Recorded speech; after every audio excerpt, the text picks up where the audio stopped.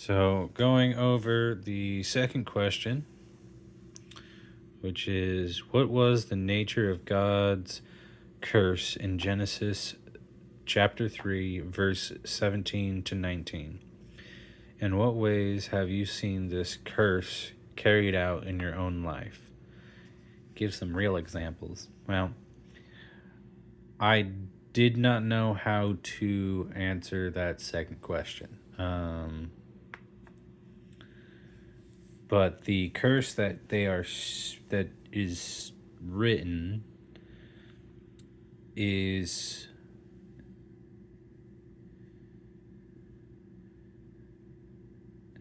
I'll just go ahead and read it. That way nobody can say anything about me interpreting something rightfully or wrongfully. But it is when he curses Adam to eat from the land for the rest of his life.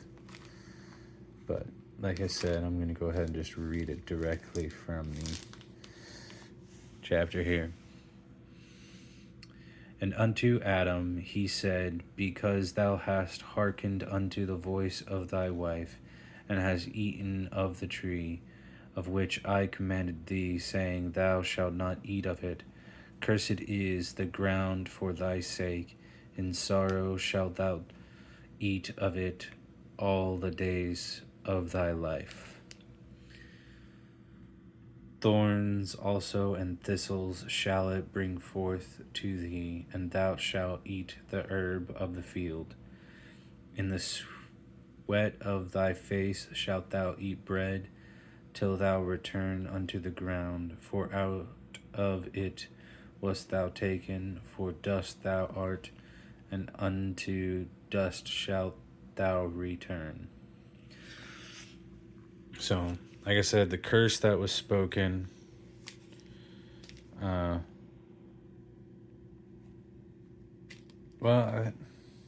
guess I didn't think about it too much, but there are two parts to the curse. The first part, that was right. So he's cursed to eat from the land for the rest of his days.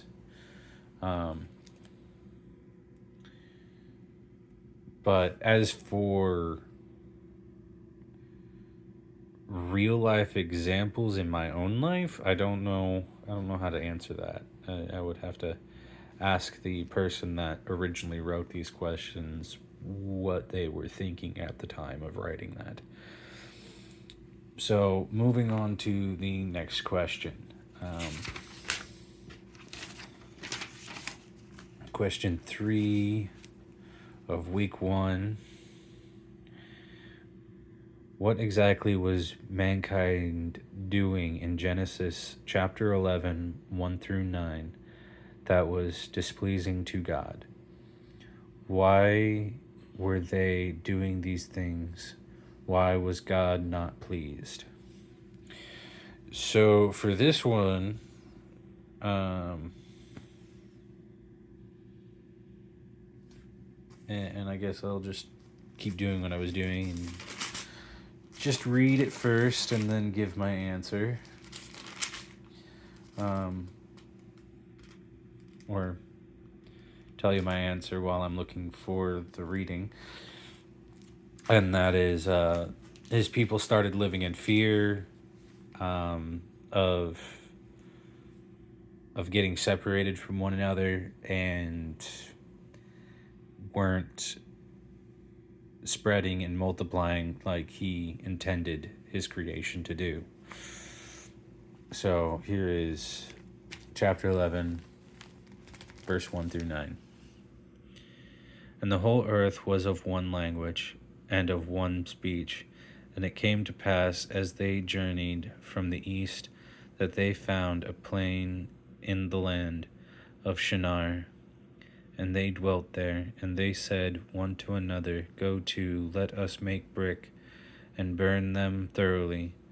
And they had brick for stone, and slime had they for mortar. And they said, go to, let us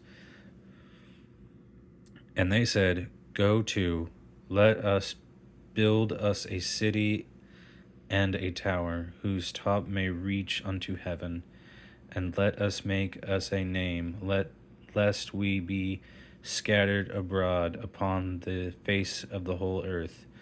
And the Lord came down to see the city and the tower, which the children of men builded. And the Lord said, Behold, the people is one, and they have all one language, and this they begin to do, and now nothing will be restrained from them, which they have imagined to do. Let us go down, and there confound their language, that they may not understand one another's speech. So the Lord scattered them abroad from thence upon the face of all the earth, and they left off to build the city. Therefore is the name of it called Babel, because the Lord did there confound the language of all the earth, and from thence did the Lord scatter them abroad upon the face of all the earth. So, the very thing they feared, God made happen. But in order for it to happen, he had to make it so they couldn't understand one another, at least in a whole. They were still divided into groups and all that, but they were then scattered from that point. So the very thing they feared came to pass.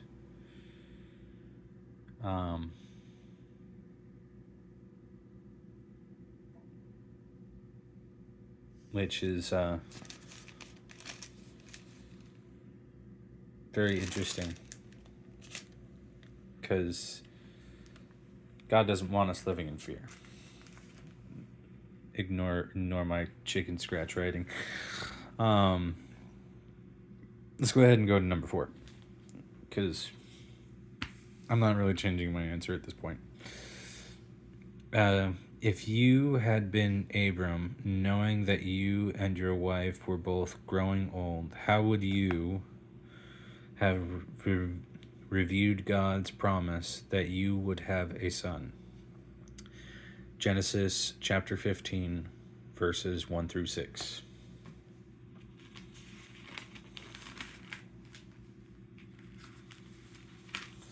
Now, I answered this one honestly from my perspective of existence. So, the answer I give is, it's a very opinionated type question. Like, it's not, oh, here's the verse you should quote and all that, and there might even be a verse to quote. But I took it as a very opinionated type question, meaning the answer depends on the person that's answering it, and my answer was as honest as I could make it, which is I would most likely not be as faithful as Abram and not trust what the Lord said. It's honest truth. Like, I am nothing like Abram. And I mean, I hope one day I get to that faith level. But I know at my current point that I'm still growing in my walk with Christ, in my relationship with Christ. So,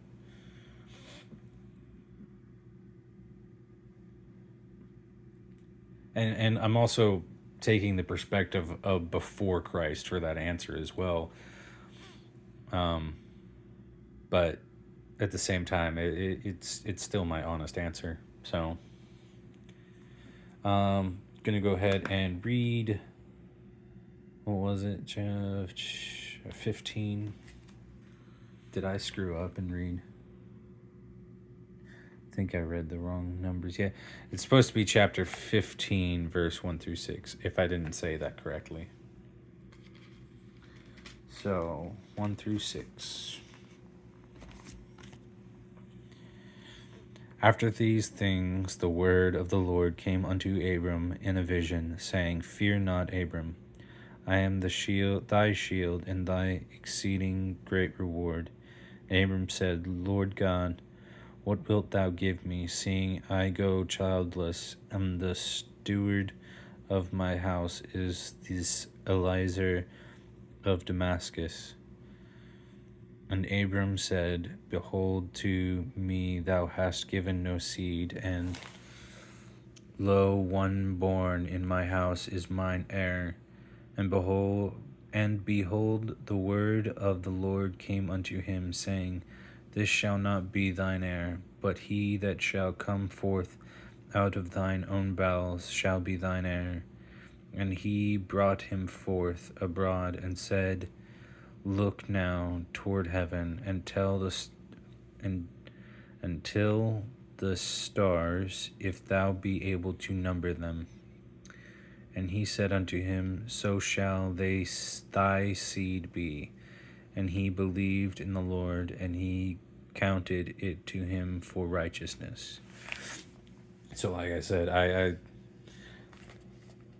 I definitely would have doubt. I would probably be more like Rebecca, or not Rebecca. What was her name again? What was the name of your wife? I forgot.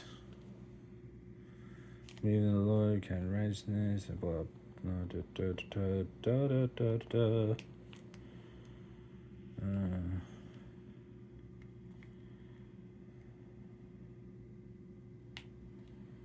I don't remember his wife's name. Oh, there it is.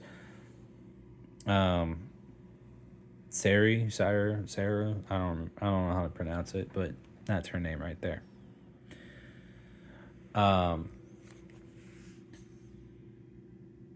Yeah, I'd probably be in the same mindset as her, a little more on the doubtful side.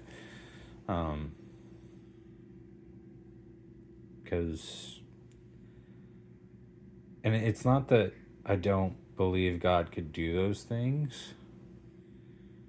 It's my lack of faith that he would do those things for me.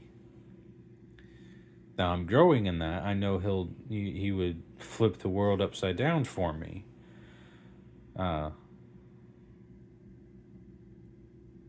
If I asked it.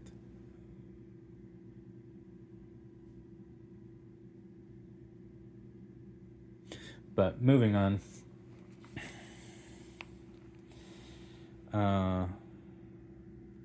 We are now on question number 5.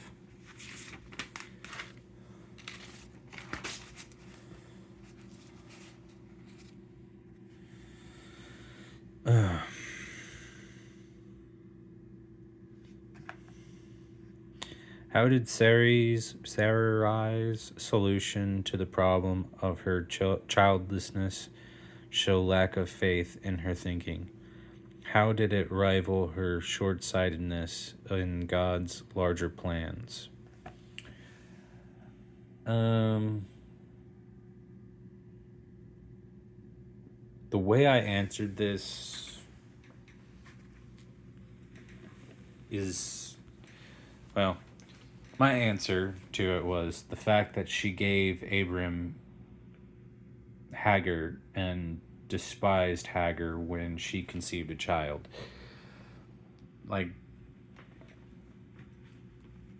that like, she doesn't believe God to the point where she's just like, here, Abram, have this woman to have children, and then she gets upset when she gets pregnant.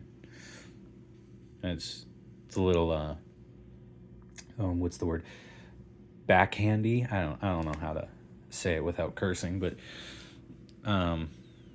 yeah, it's not good. So again, chapter 16, verse 1 through 4. Now Sarai, Abram's wife, bare him no children, and she had an handmaid, an Egyptian, whose name was Hagar. And Sarai said unto Abram, Behold now, the Lord hath restrained me from bearing. I pray thee, go in unto my maid. It may be that I may obtain children by her. And Abram hearkened to the voice of Sarai, Sarai. And Sarai, Abram's wife, took Hagar, her maid, the Egyptian, after Abram had dwelt 10 years in the land of Canaan, and gave her to her husband Abram to be his wife.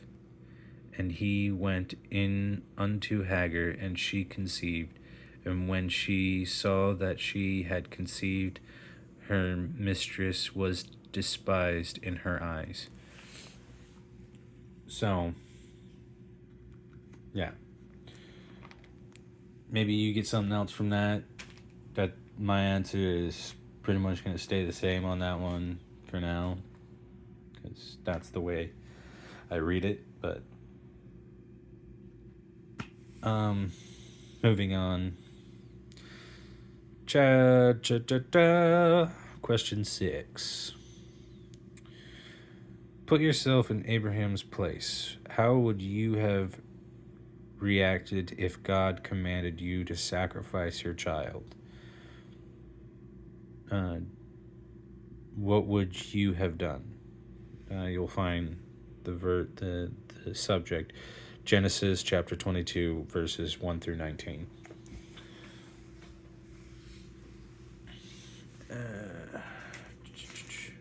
So, again, this is coming from my perspective of where I'm currently at in my journey with Christ. And I know if I were to ask these questions in like 5 years, I would probably answer them very differently. But right now, these are my answers because I'm still growing in my faith. And my answer was I'd probably just ignore what God was saying, what God asked of me. And I don't like that is my answer. But it's the truth. Because I know I have ignored the things that God has asked me to do before, and I don't want to do that anymore. Hence the reason why I'm doing this right here.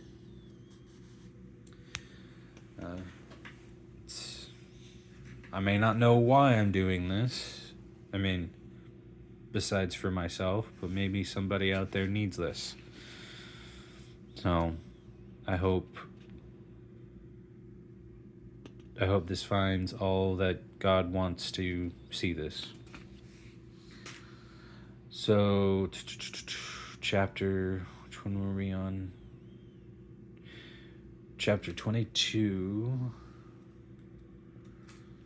verse 1 through 19.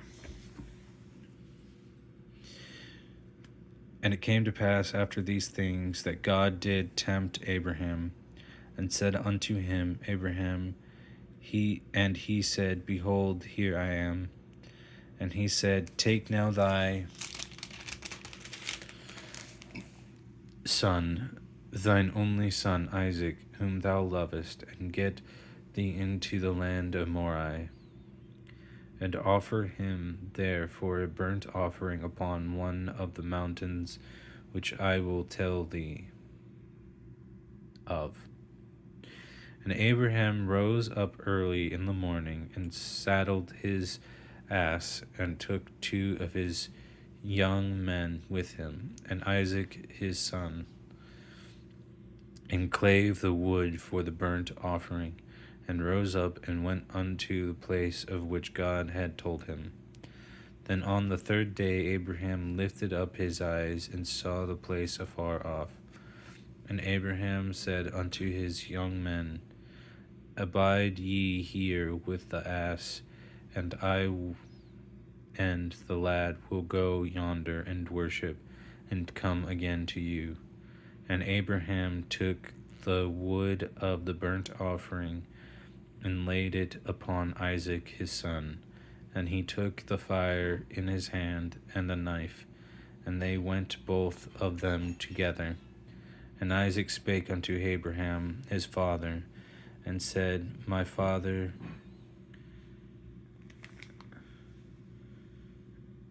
And he said, Here am I, my son. And he said, Behold the fire and the wood, but where is the lamb for a burnt offering? And Abraham said, My son, God will provide himself a lamb for a burnt offering. So thy went both of them together. And they came to the place which God had told him of. And Abraham built an altar there, and laid the wood in order, and bound Isaac his son, and laid him on the altar upon the wood. And Abraham stretched forth his hand, and took the knife to slay his son. And the angel of the Lord called unto him out of heaven, and said, Abraham, Abraham. And he said, Here am I. And he said, Lay not thine hand upon the lad, neither do thou anything unto him. For now I know that thou fearest God, seeing thou hast not withheld thy son, thy only son, from me. And Abraham lifted up his eyes and looked, and behold, behind him a ram caught in a thicket by his horns. And Abraham went and took the ram, and offered him up for a burnt offering in the stead of his son.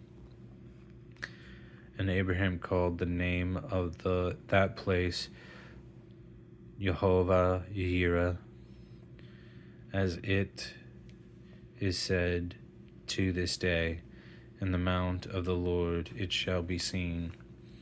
And the angel of the Lord called unto Abraham out of heaven the second time, and said, By myself have I sworn, saith the Lord, for because thou hast done this thing, and hast not withheld thy son, thine only son, that in blessing I will bless thee, and in multiplying I will multiply thy seed, as the stars of the heaven, and as the sand which is upon the sea shore. And thy seed shall possess the great gate of his enemies. And in thy seed shall all the nations of the earth be blessed, because thou hast obeyed my voice. So Abraham returned unto his young men, and they rose up and went together to Beersheba. And Abraham dwelt at Beersheba.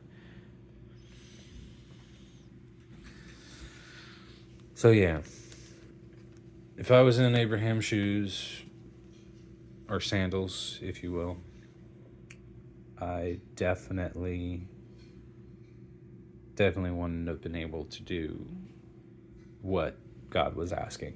Like I wouldn't have been able to walk to that or ride to that mountain, let alone take my only son up to the top of that mountain to slay him.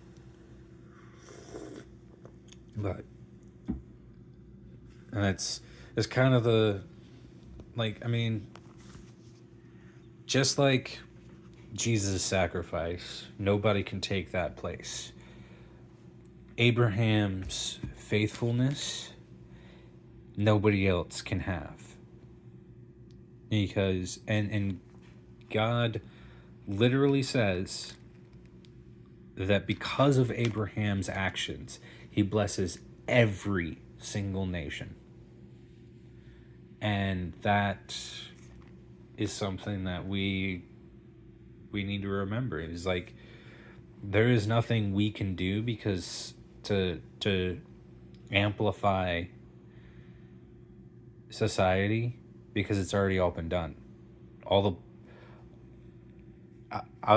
gonna leave that there because I'm just gonna go off on a tangent, and I don't want to go in that direction just yet. Let's leave that for another day or another video altogether. So, question number 7. Why might Esau have been so willing to sell his birthright, whose sin is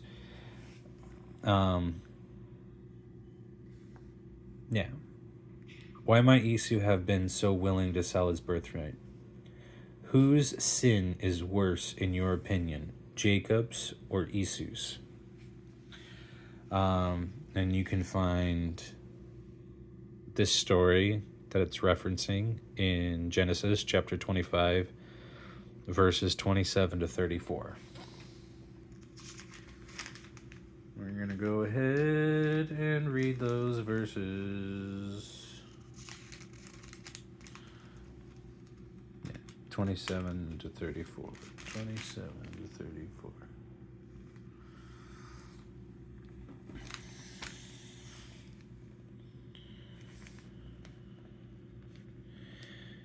And he came near and kissed him, and he smiled the smile of his raiment, and blessed him, and said, See, I'm on the right one, right?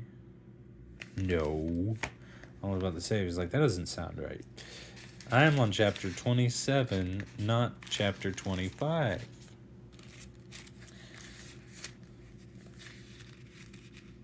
Dyslexia can be a real pain sometimes, but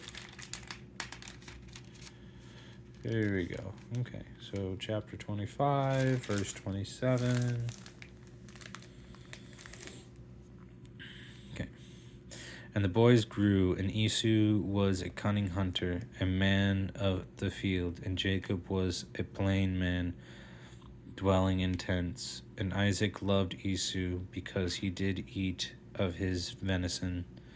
But Rebekah loved Jacob, and Jacob sowed pottage, and Esau came from the field, and he was faint. And Esau said to Jacob, Feed me, I pray thee, with that same red pottage, for I am faint.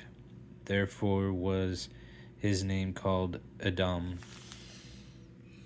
And Jacob said, Sell me this day thy birthright. And Esau said, Behold, I am at the point to die, and what profit shall this birthright do to me? And Jacob said, Swear to me this day. And he sware unto him, and he sold his birthright unto Jacob. Then Jacob gave Esau bread and pottage of lentils, and he did eat and drink, and rose up and went his way. Thus Esau despised his birthright. So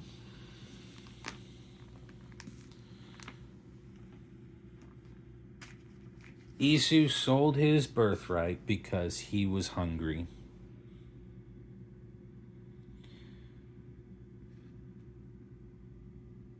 But he was willing to sell it because he did not value his birthright. He didn't think it was worth his life.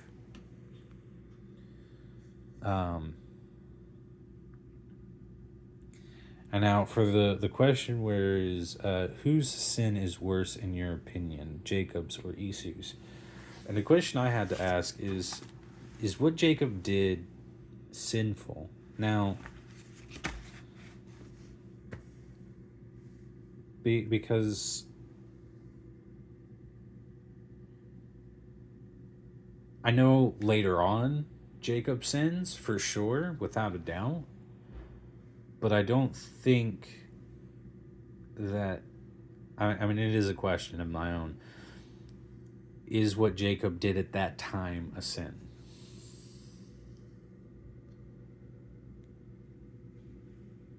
I really don't know. But if you want to share your thoughts, leave it in the comments, and we can discuss it in another video. Because otherwise, we are moving on to the 8th and final question of week 1. Which is, why did God give Jacob a limp during the wrestling match? How did Jacob's limp serve as a reminder of his weakness and need to depend on God? You'll find this story in Genesis chapter 32, verses 24 to 32. 32. So I didn't know how to answer this question. I'm be honest. Like,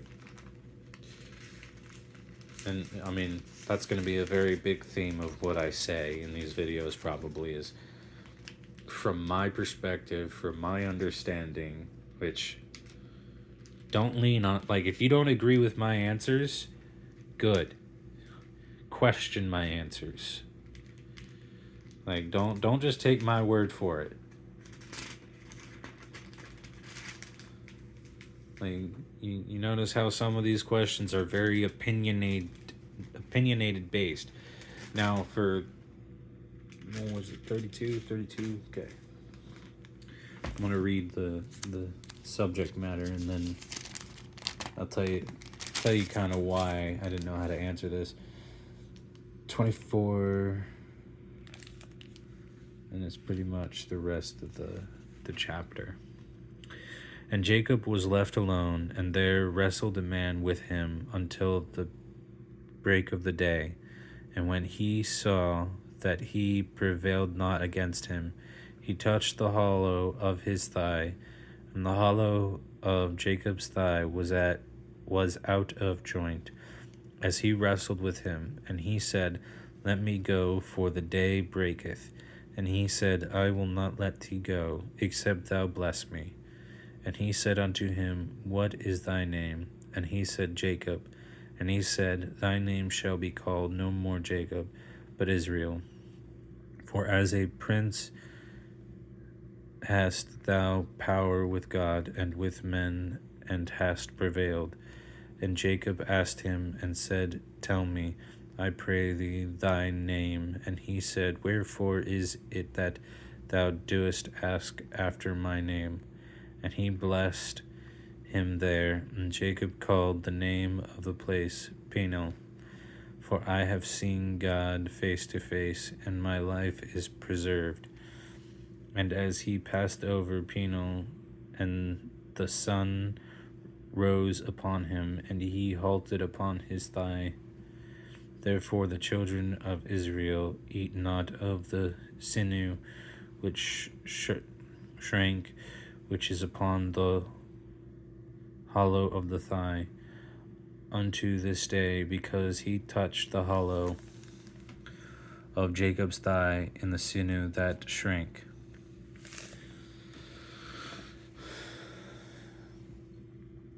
Okay, so I got a little more out of it that time than the first time I read it. Still don't fully know how to answer the question. And the question again is, why did God give Jacob a limp during the wrestling match?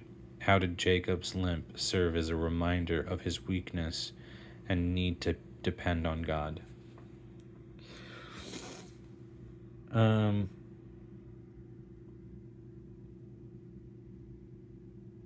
I would definitely probably have to read the previous information again. And I mean, not just verses 24 to 32. I mean, I might need to read chapter 31. I'm not doing that right now because we're at 30 minutes for this video. So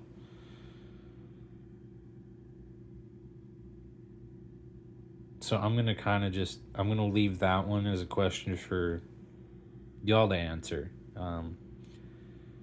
And I'd be I'm curious what your answers will be. So hope you all have a blessed day. Thank you for watching. If you want to see more, like, subscribe, follow. God bless. Bye.